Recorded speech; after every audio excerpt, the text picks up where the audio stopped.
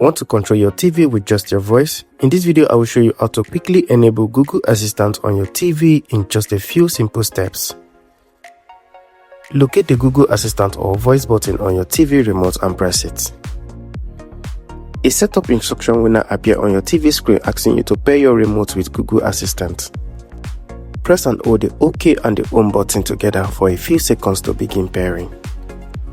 Once the pairing is complete, Google Assistant will be activated on your TV. Now your TV can listen to your voice commands. You can search for movies, open apps, check weather, control smart device and much more just by speaking. And that is how you can enable Google Assistant on your TV. If this video helped you, don't forget to like, subscribe and turn on the notification for more smart TV tips and tutorials. Thank you.